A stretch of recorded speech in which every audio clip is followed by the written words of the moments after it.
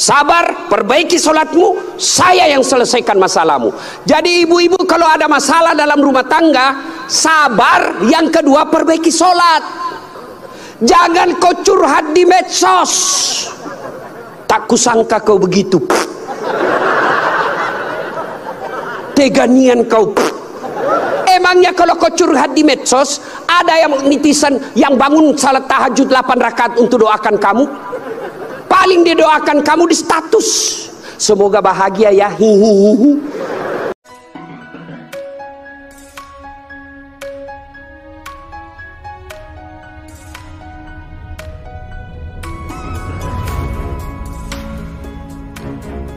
Assalamualaikum warahmatullahi wabarakatuh.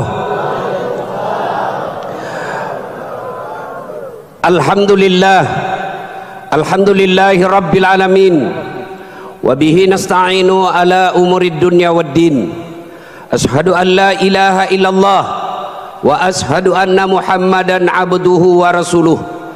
Allahumma salli ala sayyidina Muhammad wa ala alihi wa sahbihi ajma'in. Amma ba'd.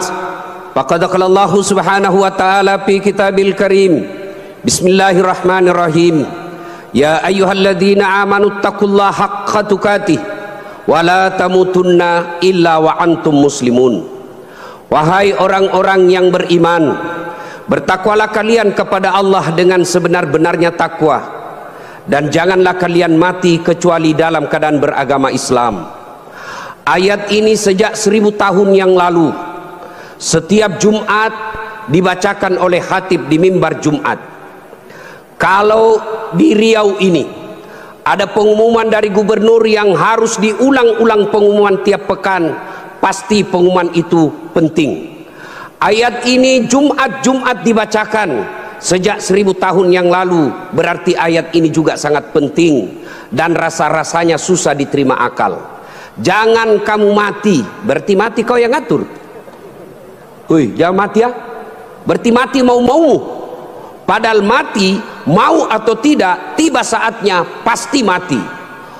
Orang kaya, orang miskin, raja-raja, rakyat biasa, Abdul Somad, pelan-pelan. Semua mati. Berarti yang jadi masalah bukan mati. Allah ingin sampaikan kepada kita, wahai warga Siak, wahai orang Riau, orang Bugis, Dasat Latif, kamu ngaku Islam, tapi belum tentu kau mati dalam keadaan beragama Islam. Ayat ini Allah ingin sampaikan, waspada kalian, bisa jadi kalian mati dalam keadaan tidak membawa Islam. Insya Allah kita tidak akan mati dalam keadaan mabuk, amin. Insya Allah kita tidak akan mati dalam keadaan berzina, amin. Insya Allah kita tidak akan mati dalam keadaan ngerampok, mencuri tiba-tiba didapat polisi, jangan lari, masih lari juga, jangan lari, masih lari juga, terpaksa polisi tembak peringatan. Tembak pertama ke langit, dok, masih lari, tembak kedua, dok, masih lari, tembak ketiga, tak, masih lari, tembak kepalanya. Kakinya dulu ditembak, tembak kakinya, kepalanya kena. Saya tanya temanku yang polisi, bagaimana ceritanya kakinya kok tembak, kok kepalanya dikena? Dia bilang soalnya waktu ditembak dia tunduk. Itu polisi Pelemindia, bukan polisi Indonesia. Polisi Indonesia mengayomi, melindungi dan melayani masyarakat. Saudara-saudara sekalian, insya Allah kita tidak akan mati dalam keadaan berjudi.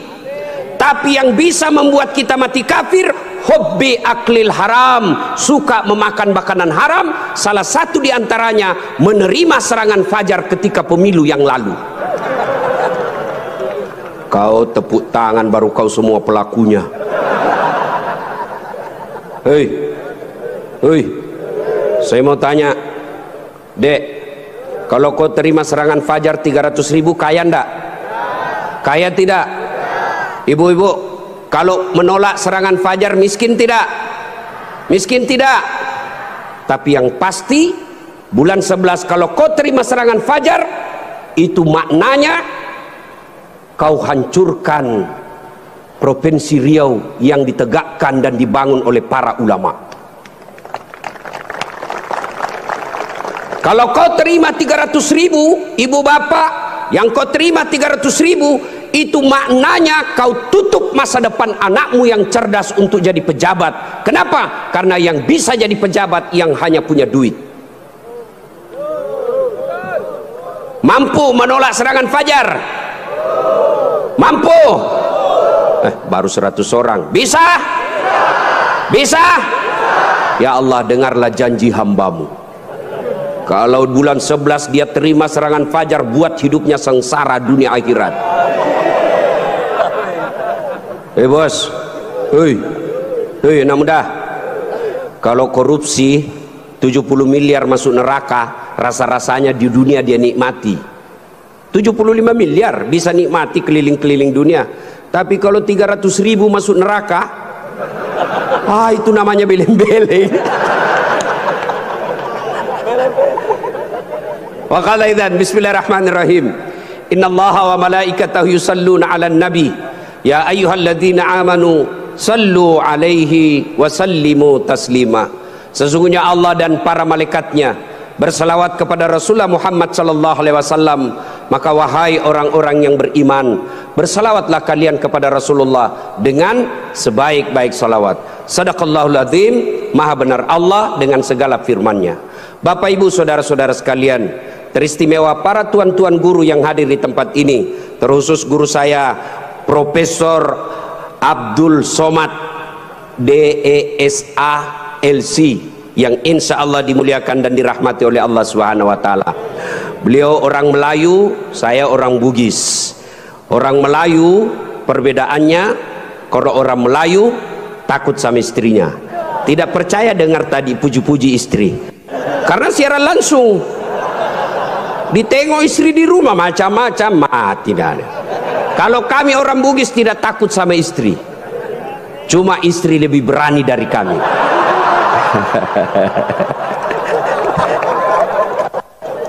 Kita serius dulu, ini kumpul keluarga ya. Suatu kali Umar bin Khattab bertanya kepada sahabatnya yang masih muda tapi dia ahli ilmu hikmah, namanya Ubay bin Ka'ab. Umar bertanya, Ubay, apa sih makna daripada takwa? Umar bertanya kepada anak muda karena dia ahli hikmah, apa makna dari takwa sebenarnya? Lalu Ubay bin Ka'ab balik bertanya kepada Umar, Umar, pernahkah kamu berjalan bersama Rasulullah? Pernah? Melewati jalan-jalan yang tebing? Iya. Apakah ketika Nabi menemui jalan yang banyak tebing, cadas, banyak batu-batu runcing, apakah Nabi mundur ke belakang? Kata Umar, tidak. Terus saya melihat Nabi melincingkan tangannya dengan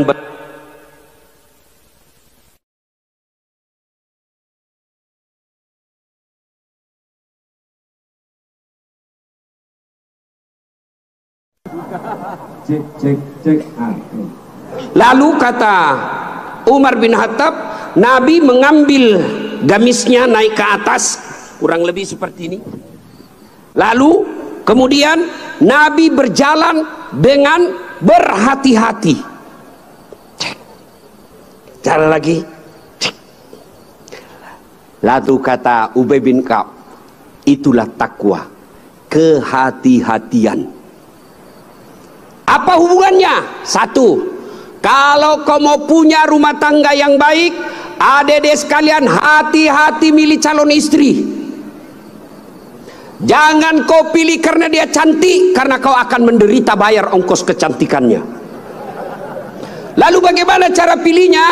Kata Nabi, satu, lihatlah kecantikannya. Ini cantik penting, tapi tidak boleh prioritas. Kenapa? Cantik ada masanya, cantik subjektif. Tanya Ustadz Abdul Somad, siapa yang cantik? Tanya Ustadz Das'at Latif, tentu akan terjadi pertengkaran. Siapa yang cantik Das'at Latif? Mamanya Ece dong, di rumah saya. Kata Ustadz Abdul Somad, mama istri saya. Urusan bapak, bukan urusan saya. cantik itu menurut si A, cantik menurut si B belum tentu. Cantik subjektif. Yang kedua, cantik itu temporer, ada masanya. Sweet 17, 17 tahun, cantik Masya Allah. Semua kalau dia tersenyum, semua satu kampung tersenyum melihat kalau dia senyum, semua terpesona. Tapi balik itu 17, 71 tersenyum, lari cucunya dikira mau digigit. Iya kan? Cantik penting. Kenapa penting Ustadz? Karena dia hampir 24 jam bersama kita. Baru bangun, ada lagi. Mau makan, dia lagi depan kita. Pulang kantor dakwah, ada lagi sih dia. Keluar kamar mandi, aduh dia lagi. Jadi kalau jelek casingnya, biasanya kita cepat ganti casing. Cantik penting, tapi tidak boleh prioritas. Karena kalau cantik, kau akan kecewa suatu saat. Yang kedua kata Nabi, lihat keturunannya. Keturunan penting tapi tidak boleh prioritas. Kenapa? Ada orang bapaknya Nabi, ternyata anaknya pengkhianat, Nabi Nuh. Ada orang bapaknya penyembah berhala tapi anaknya jadi Nabi, Ibrahim alaihissalam. Penting kau lihat keturunan tapi tidak boleh prioritas. Kenapa? Karena itu hidayah datang dari Allah. Yang ketiga kata Nabi, pilihlah dia karena kekayaannya. Penting cari orang kaya. Kenapa? Mudah-mudahan kata orang Bugis, koma bene ko sapak ko yarong kai mo suroi maceket-ceking. Artinya kalau kau beristri, kau lihatlah mana yang bisa kau nyangkut kalau kau jatuh. Penting. Rasulullah menikah dengan Siti Khadijah, janda kaya di Makkah waktu itu. Penting cari kaya, tapi jangan prioritas. Kenapa? Kekayaan ada batasnya. Dia kaya Ustadz. Iya kah? Iya kaya. 7 turunan tidak akan miskin. Masalahnya dia turunan ke-8. Yang keempat kata Nabi, pilihlah karena agamanya. Wah, bertanya mahasiswa saya di Unhas, Ustadz, kenapa agama nomor 4? Mestinya kan nomor 1. Saya bilang jangan salah dek, agama nomor 4 tapi tidak titik di situ, koma. Ada stressingnya, dikasih board cetak miring tebal. Utamakan agama, dengan agama kau bisa dapat semuanya. Mencari perempuan cantik, kaya, keturunan baik-baik, baik agamanya, 100 orang belum tentu ada 1. Kalau Ustadz Abdul Somad tahu di Pekanbaru ada seperti itu, tunjukkan saya. Saya juga masih mau. Iya, tapi yang banyak kan cantik wajahnya, otaknya heng. Kaya lagi, mukanya kayak kesurupan. Maka mendapati sempurna tidak mungkin. Tapi makanya Nabi katakan, utamakan agamanya. Adik-adik sekalian, kalau kau melihat perempuan, lihatlah agamanya. Cewek-cewek yang hadir di tempat ini, bapak-bapak yang punya anak gadis, lihatlah agamanya. Gimana cara lihat agamanya? Gampang, paling gampang. Satu, lihat dia rajin tidak berjamaah ke masjid. Kalau dia rajin berjamaah ke masjid, lihat dulu masanya kapan. Kalau dekat pencoblosan, hati-hati, bisa jadi itu pencitraan.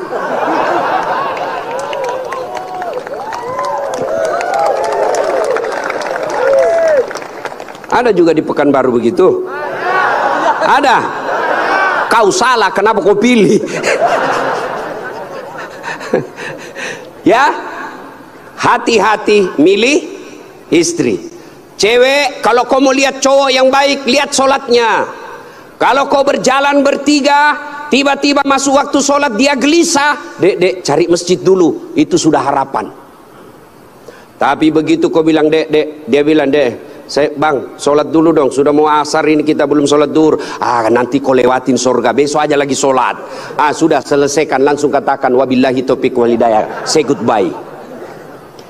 Dan tidak usah pacaran bos. Tidak ada. Saya kadang curhat ibu-ibu, kenapa suami istri saling tidak menghargai? Suami memaki istrinya, istri menghina suaminya. Salah satu sebabnya karena kau terlalu lama pacaran. 4 tahun kau pacaran, 4 tahun saling membohongi, maka tidak ada lagi wibawa di depannya. Adik-adik cewek, jangan terlalu lama dipacari. Begitu kalau ada cowok senang kamu, kalau kau senang saya, lamar saya tunggu kau minggu depan. Begitu kau bilang lamar, hilang itu dia besok. Ini juga cewek sekarang baru modal-modal dikirim stiker lope-lope. Kelepak-kelepak, beleng-beleng. Modal 15.000 dibelikan roti 1 bungkus. Teh 1 autan 2 biji. Bawa pinggir jalan lihat nonton mobil. Motor aja 1 tahun dicicil lunas. Masa kau 3 tahun dipacari tidak ketemu dilamar-lamar? Berhenti. Maka yang pertama, kalau mau punya rumah tangga yang baik, pilih karena Allah. Yang kedua, saudara-saudara sekalian, percaya bahwa tidak ada rumah tangga yang tidak ada masalahnya. Bohong kalau ada orang bilang tidak ada masalahnya. Bohong. Jangankan kita ini para ulama. Ustaz Dasat Latif, adik-adik pikir tidak ada masalah saya? Besar masalah saya, apalagi setelah viral. Apa masalah saya sekarang paling besar? Banyak janda-janda curhat. Ustaz, adakah doa-doa penenang jiwa? Saya kirimilah doa-doa penenang jiwa. Lama-lama dia bilang, Ustaz, alhamdulillah jiwa saya sudah tenang.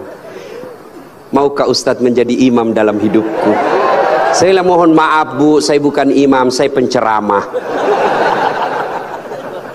Ustaz Abdul Somad, Bapak pikir tidak ada masalah?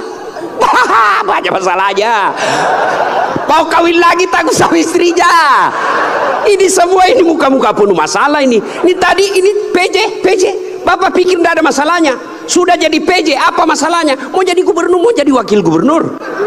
Semua orang punya masalah. Coba lihat Pak, dalam hidup ini jangankan pajak jabatan, dalam rumah tangga coba lihat. Waktu kita sarjana apa masalah kita? Mau kerja, sudah kerja selesai masalahnya? Enggak. Mau jadi kepala bagian, sudah jadi kepala bagian selesai masalahnya? Enggak. Mau jadi kepala dinas, sudah kepala dinas selesai masalahnya? Mau jadi sekda, sudah jadi sekda selesai masalahnya? Mau jadi gubernur, sudah jadi gubernur selesai masalahnya? Enggak. Mau 2 periode, sudah 2 periode selesai masalahnya? Ditangkap KPK. Nah, ada orang tidak ada masalahnya Pak. Semua orang punya masalah. Iya kan? Maka percaya semua orang punya masalah. Adik-adik, kalau istrimu cantik kok kira bukan masalah? Istri cantik digoda orang, masalah. Apalagi kalau jelek suaminya, lebih masalah lagi. Berarti bagus kalau jelek istri jelek dihina orang, masalah. Apa masalahnya? Kita lagi yang malu jalan sama dia. Jalan aja, duluan aja dek, nanti kita ketemu di gedung. Sampai di gedung, mana kau bangga? Nggak jadi dek, saya mencret. Istri cantik masalah, tidak ada istri juga masalah. Jangankan kalian, kurang apa mulianya Rasulullah, kurang apa cintanya Rasulullah kepada Rasulullah, sampai Rasulullah dijelaskan, andai bukan karena engkau Muhammad, saya tidak ciptakan dunia dan isinya. Karena cintanya Allah kepada Nabi. Apakah tidak ada masalahnya? Allah Karim, belum lahir sudah ada masalahnya. Apa? Yatim, bapak sudah wafat. Lahir baru beberapa hari diambil sama ibu susunya 4 tahun. Kembali ke ibunya 6 tahun sudah wafat. 2 tahun saja bersama ibunya. Ambil sama kakeknya, wafat lagi kakeknya. Ambil pamannya, wafat lagi pamannya. Besar jadi nabi 40 tahun. Setelah jadi nabi, selesai masalahnya, diusir dari kampungnya. Siapa yang ngusir? Pamannya sendiri. Itu nabi, apalagi kalian yang tukang tipu. Mana ada tidak ada masalahnya? Samping kanan saya ini banyak masalahnya juga Pak. Samping kiri saya Abdul bersaudara banyak juga masalahnya Pak. Maka Allah katakan, Das'at, seolah-olah Allah yang berkata, Das'at, Abdul, kalau ada masalahmu mau jadi gubernur, bukan menjilat, bukan nyogok, tapi apa masalahnya? Kalau ada masalahmu Allah sampaikan, ista'inu bisabri wassalah. Sabar, perbaiki solatmu, saya yang selesaikan masalahmu. Jadi ibu-ibu kalau ada masalah dalam rumah tangga, sabar. Yang kedua, perbaiki solat. Jangan kau curhat di medsos. Tak kusangka kau begitu. Teganian kau. Emangnya kalau kau curhat di medsos, ada yang netizen yang bangun salat tahajud 8 rakaat untuk doakan kamu? Paling dia doakan kamu di status, semoga bahagia ya, hihihi. Memangnya itu status Tuhan mau baca? Maka begitu ada masalahmu, sabar. Sudah sosialisasi, sudah kampanye, sudah jual tanah, tidak terpilih, sabar. Iya toh? Saya dulu Pak PJ 2014 ikut juga Pilwali di Makassar. Iya. Kalah tidak, cuma yang menang lebih banyak suaranya. Saya tidak mau dibilang kalah, nggak mau, dia lebih banyak suaranya. Andai saja saya jadi wali kota waktu itu, saya tidak tampil di depan Masjid An-Nur ini. Allah kasih yang terbaik. Sabar. Yang kedua, perbaiki sholat. Nah, dalam rumah tangga pasti ada masalah. Ustadz, jelek suami saya.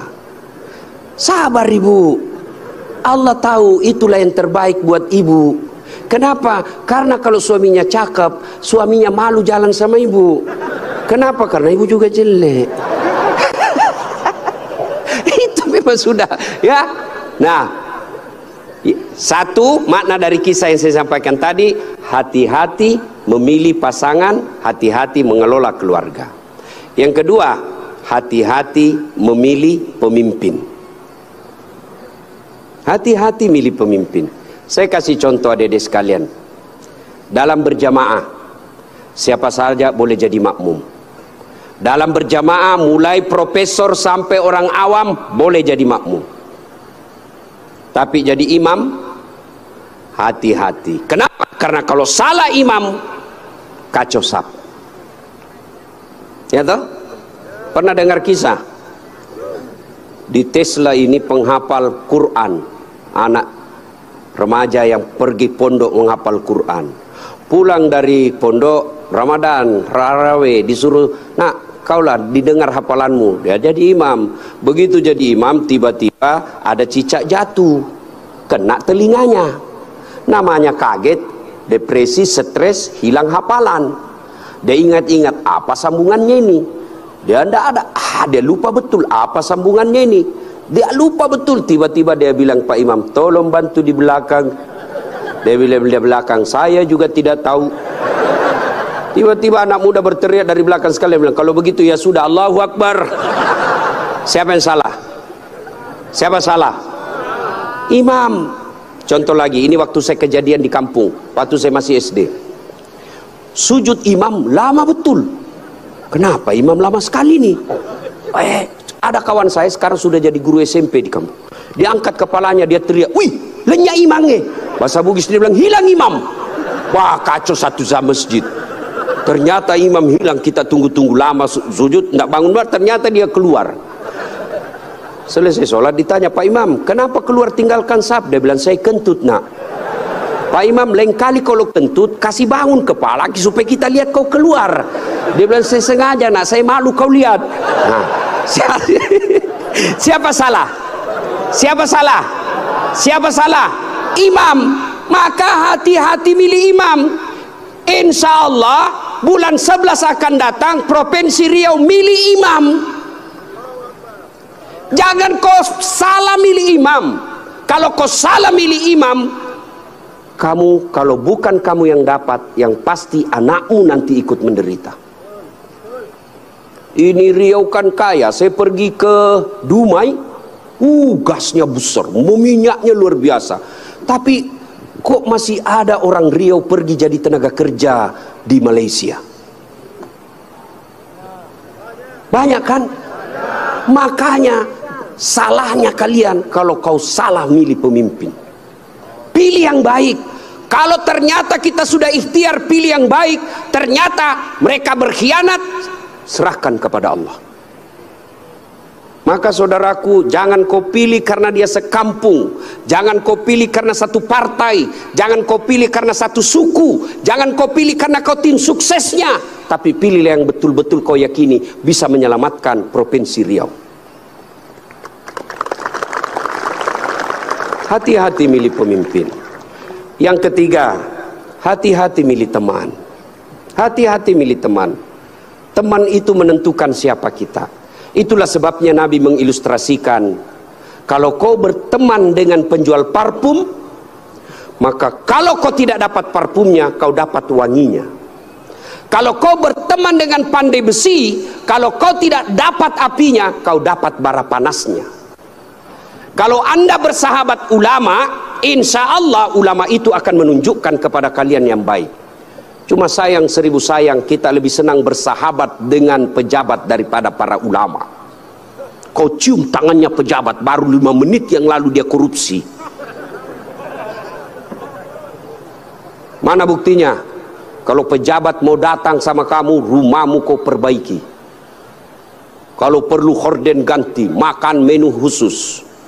Begitu kau jemput penghafal Quran, kau jemput, kau kirimi ojek, Grab, rusak lagi stang kakinya satu, setengah matilah kita di belakang tak gantung kaki, hujan lagi satu mantel berdua, sudah sampai sedikit lagi Ustaz, sedikit lagi, 2 kali tikungan, basah semua kita punya baju. 1 jam kita salawatan sallallahu ala Muhammad sallallahu, basah semua ketek Pak, tidak ada kipas angin. Begitu pulang dikasih uang 50.000 dikucak-kucak. Jangan ketawa, saya serius ini. Tapi saya bersyukur Provinsi Riau ulang tahun dengan membuat tabligh akbar seperti ini. Banyak provinsi ulang tahun pesta ngundang artis. Apa kau dapat kalau ngundang artis? Alamat palsu. Kelihatan dadanya, kelihatan pahanya, bajunya kelihatan dada, pendek pula. Nggak juga kau dikasih pegang. Kau dikasih lihat-lihat saya.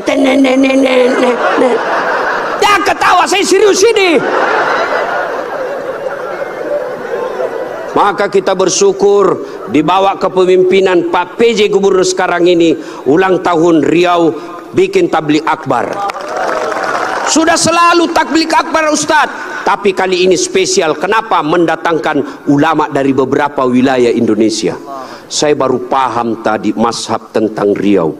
Memang kalau geografi beliau dan sejarah lulus A dia Pak, Ustadz Abdul Somad. Kalau saya sejarah lulus A-. Alhamdulillah. Ma ibu bapak saudara-saudara sekalian, hati-hati milih teman.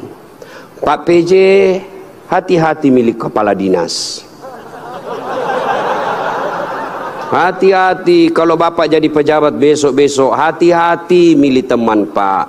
Teman pejabat itu belum tentu tulus, yang banyak para penjilat. Bapak mau buktikan, rasakan saja 3 hari yang akan datang Pak, beda sudah temannya bapak Pak. Iya, waktu kita mau rasakan Pak, bedakan rasa waktu bapak masuk rumah dinas dengan meninggalkan rumah dinas. Waktu kita punya jabatan, siapa. Begitu hilang lewat kita, dia pura-pura tidak lihat. Maka keliru para pemimpin. Kalau Allah berikan kepemimpinan, lalu dia tidak gunakan untuk membela agama Allah. Saya biasa kasihan lihat pejabat, kan tidak semua orang dikasih nikmat jadi pejabat. Kalau ulama masuk surga, masih ngantri Pak. Masuk tapi masih ngantri, lama dia nunggu. Ulama Provinsi Riau masuk surga, masih ngantri. Ulama NU, Muhammadiyah, MUI, masih ngantri Pak. Ya toh? Tapi begitu katakan Gubernur Provinsi Riau masuk surga, tidak perlu ngantri, sendiri beliau masuk Pak. Cuma kadang banyak pejabat, bedanya dengan Nabi Yusuf. Nabi Yusuf di penjara dulu baru jadi pejabat. Pejabat kita jadi pejabat dulu. Kau yang bilang ya, kau yang bilang. Apakah sepenuhnya salah pejabat? Bukan, salah sampean sedulur-sedulur. Kenapa sampean pilih kalau tahu dia pembohong? Sen kanan belok kiri. Maka kalau kalian benci pejabat-pejabat kelakuan seperti itu, tidak usah menjelek-jelekkan di medsos, tidak usah memaki-maki di medsos. Kalian bisa kena pasal pencemaran nama baik. Gimana caranya? Balas di bulan 11 nanti. Jangan kau pilih mereka yang suka bohong. Selesai urusan. Pesan khusus, boleh berbeda pilihan, tapi jangan kau berpecah belah. Jangan baper solat politik. Jangan percaya janji-janji tim sukses. Masih ingat pemilu 2019? Masih? Siapa yang bertanding? Bapak Joko Widodo dengan Bapak Prabowo. Siapa yang menang? Bapak Joko Widodo. Siapa menterinya? Bapak Prabowo. Satu paket. Kalian bertetangga sampai sekarang masih musuhan. Apa namanya kalau bukan beleng-beleng? Maka saudaraku, penting memilih kepala daerah, penting memilih pemimpin di daerah kita, tapi jauh lebih penting memelihara kemaslahatan dan persaudaraan kita. Innamal mu'minuna ikhwah. Orang Islam itu bersaudara. Tangan kanan gatal tanpa disuruh kiri yang garuk. Tangan kiri yang gatal tanpa diundang kanan yang garuk. Gatal dua-duanya, kerjasama. Anak muda jalan-jalan, tahan tuh kakinya, kaki tahan tuh, seluruh tubuh merasa sakit. Aduh. Padahal kaki tahan tuh, mulut. Tiba-tiba mata juga bereaksi, dia cari mana yang luka. Bereaksi berikutnya, tangan mengusap, mulut meniup. Padahal kaki yang luka. Tidak ada orang kakinya tahan tuh, rasa kopi jalan lagi. Begitu mestinya kita di Riau, satu sakit yang lain ikut merasakan. Ya, jangan berpecah belah, bersatu. Politik proses 5 tahunan. Tidak senang, tidak usah jelek-jelekkan. Cukup, jangan dipilih. Kalian tim sukses, jangan bodoh-bodohi masyarakat. Kalian para calon, jangan kau sogok rakyatmu. Kalian rakyat, jangan kau peras calonmu. Selesai. 5 tahun saja. Jangan sampai pemilih kepala daerah kita meninggalkan dosa jariah dan meninggalkan perpecahan di antara kita. Ya, adik-adik sekalian, banyak yang ingin kita sampaikan, tapi waktu yang sangat terbatas. Pesan khusus, jaga persaudaraan, jangan berpecah belah. Ya. Nah, berikutnya, belum? Terus. Saya bukan calon. Yang terus Pak PJ saja. Nah, adik-adik sekalian, saudara-saudaraku yang saya hormati. Berikutnya, dalam rumah tangga, ketika ada masalah, ya, ketika ada masalahmu tadi itu, sabar, sholat.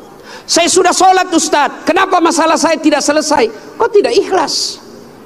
Hayya 'alas shalah, asar lagi. Saya sholat Ustadz, betul kok sholat, tapi main-main. Allah. Ya kerabu. Syaitanlah. Malik yaumiddin. Ada malah sholat kayak ndak makan aja.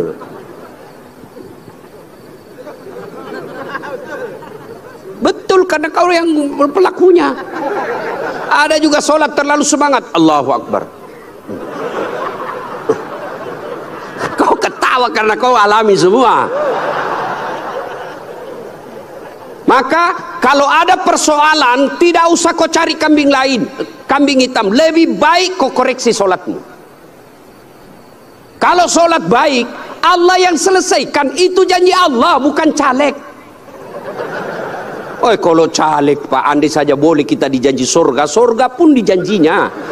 Dia bagi-bagi kartu nama, pilih saya, sama-sama kita orang Siak. Ada masalahmu, telepon saya 24 jam. Begitu terpilih dia ganti nomor HP-nya. Tapi kalau Allah yang janji, Allah pasti berikan. Kau sholat, saya yang selesaikan masalahmu. Saya sudah sholat Ustadz, kenapa masalah saya tidak selesai? Berarti Allah tahu itu masalahmu akan menjadi amal buatmu. Sholat Ustadz, kenapa masalah saya tidak mau berhenti? Kok Allah tidak dengar doa-doa saya dalam sholat saya?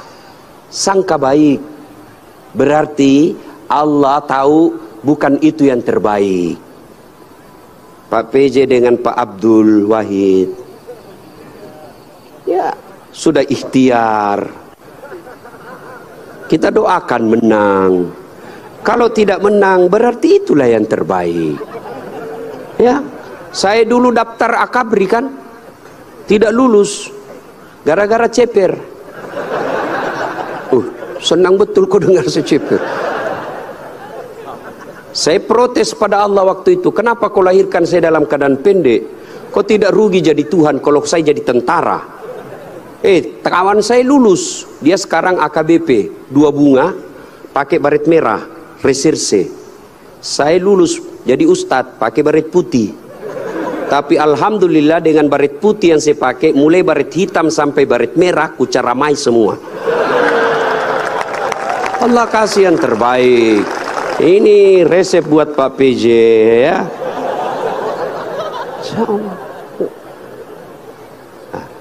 Saya berdoa Ustadz, kok tidak Allah kabulkan? Berapa lama kau berdoa? Tahu Nabi Zakaria? Itu Nabi Zakaria minta anak sejak usianya 21 tahun. Kapan Allah kasih? 90 tahun sampai Zakaria sendiri berkata, tidak mungkin saya punya anak ini, saya sudah tua. 21 tahun, 90 tahun baru Allah kabulkan. Itu Nabi. Puluhan tahun baru Allah kabulkan.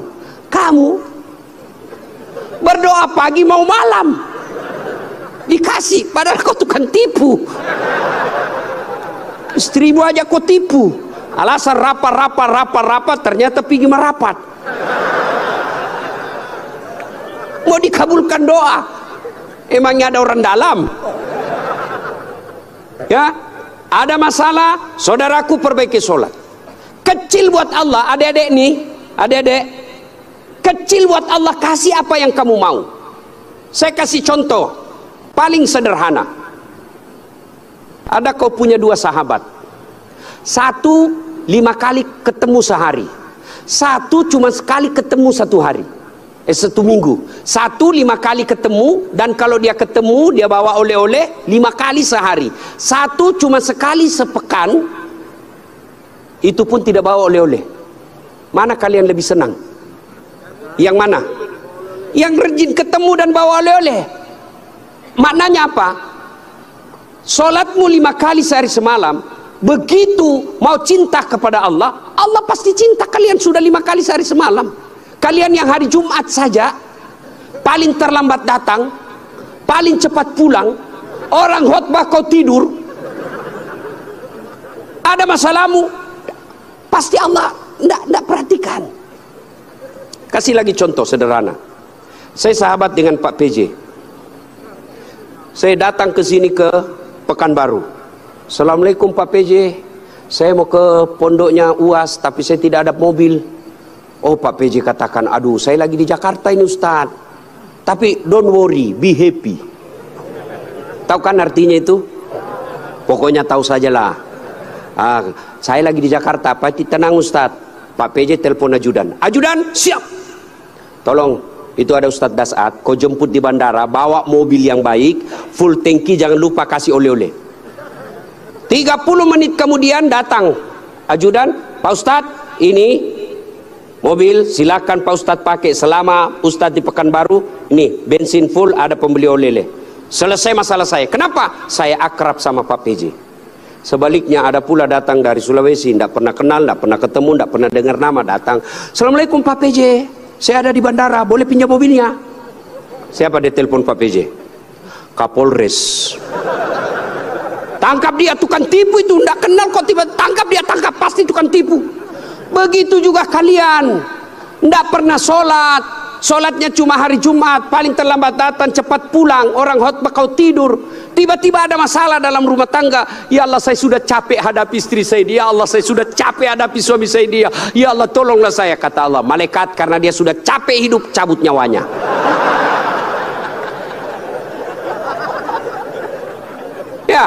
Kasih lagi contoh sederhana. Jadi kalau dalam rumah tanggamu ada masalah, solatmu pasti bermasalah. Contoh lagi, Pak PJ punya ajudan. Ada kan Pak ajudan? Nah, kalau beliau panggil ajudan, itu ajudan, ajudan, biar dia lagi tidur, makan kacang, dia lompat, dia makan dengan bungkus. Siap, siap, siap, siap Pak, siap Pak, siap Pak. Iya Pak ya. Nah. Mana ada ajudan dipanggil, ajudan, tunggu dulu Pak. Kok bilang tunggu, dimutasi kok jadi Satpol PP, polisi setengah. Ada polisi. Biasanya polisi Satpol PP itu pegawai honor, namanya PTT, pegawai tidak tetap. 5 tahun kemudian TTP, tetap tidak pegawai. Itu pegawai honor biasanya itu. Dan saya tahu lagunya kalau pegawai honor. Berakit-rakit dahulu, berenang-renang ke tepian, sakit-sakit dahulu, susah-susah dahulu, lalu kemudian tetap susah. Nah, tuh Pak PJ panggil ajudan, ajudan siap. Coba kalau dia bilang tunggu Pak, ajudan, Bapak ndak lihat saya sibuk? Ndak mungkin. Itu Pak PJ pun padahal ada pensiunnya, ada mutasinya, ada wafatnya. Takut betul manusia sama manusia. Coba Allah panggil kalian, hayya 'alas shalah. Apa jawaban kalian? Meeting. Lagi ada pembeli. Hayya 'alal falah. Sini saya kasih kau kemenangan. Adik-adik tahu enggak itu artinya hayya 'alal falah? Sini saya kasih kau apa yang kamu mau. Itu hayya 'alal falah. Tapi kita jawab, tunggu lagi ada pembeli. Akhirnya lah ya sudahlah, kau uruslah kau ke pembelimu. Pantas 30 tahun kau jadi PNS tidak bisa lepas dari kredit. Karena Allah kau suruh menunggu. Maka dede sekalian yang lagi cari calon istri, yang sudah ada istri tapi penuh masalah dalam rumah tangga, sabar, tingkatkan kualitas sholat. Kalaupun kamu minta dan apa yang kamu minta tidak dikasih, jangan sangka buruk, sangka baik, berarti apa yang kita minta tidak baik. Kepada suami, sangka baik. Kepada istri, sangka baik. Ibu-ibu jangan sangka buruk kepada suami. Kalau ditelepon tidak dijawab, sangka baik. Oh, berarti dia lagi sholat duha. Telepon duhur tidak dijawab, oh suamiku lagi berjamaah. Sangka baik. Sore lagi tidak dijawab, oh berarti HP-nya tertinggal di mobil. Tiba-tiba masuk WhatsApp, saya lihat suamimu bonceng cewek, cantik betul. Oh, berarti suamiku lagi nge-grab. Ya kan enak kalau gini sangka baik. Iya toh, kok sangka buruk, gelisah. Makanya sama istri saya, mamanya Cek, saya bilang, apa kau curiga terus? Saya ini ahli agama, ndak mungkinlah saya berbuat maksiat yang haram-haram. Dia bilang istri saya, itulah yang saya cemaskan, kalau kau berbuat yang sunnah.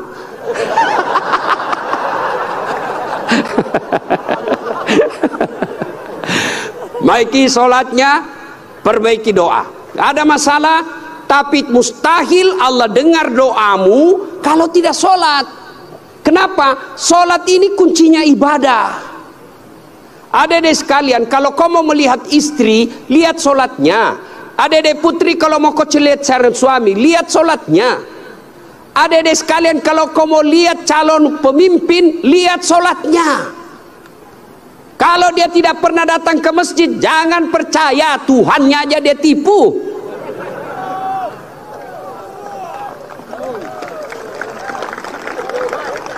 Ya, sholatnya. Apalagi kalau dia jadi imam, pasti sholatnya, Masya Allah.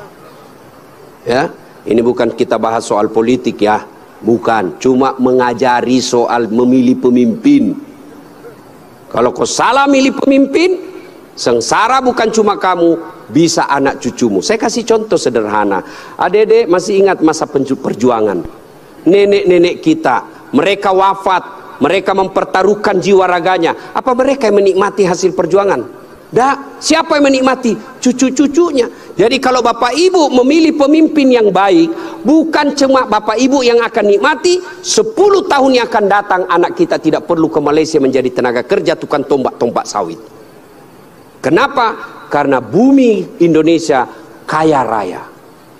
Tapi sayang seribu sayang, kalau kita salah memilih pemimpin, maka negeri kita ini akan dinikmati orang-orang yang datang. Bahkan seperti yang dikatakan guru kita tadi, Ustadz Abdul Somad, kekayaan negeri kita dibawa keluar. Maka pilihlah pemimpin yang betul-betul kamu yakini baik dengan cara lihat sholatnya. Ibu bapak saudara-saudara sekalian, inilah tausiah kita pada taklim kita kali ini. Mudah-mudahan ada manfaat. Lebih dan kurangnya mohon dimaafkan. Saya orang Bugis sebenarnya itu tidak pandai berpantun. Maka dalam budaya tutur orang Bugis tidak ada pantun. Kecuali pantun itu ada di Betawi, di Kalimantan, Sumatera. Tidak ada di tanah Bugis. Menghormati guru saya Ustadz Abdul Somad, maka saya akan berpantun. Ya. Dari mana datangnya cinta? Dari Facebook turun ke WA. Dari mana datangnya kecewa? Setelah ketemu ternyata berbeda. Terima kasih. Usikum wa nafsi bitaqwallah, fastabiqul khairat. Assalamualaikum warahmatullahi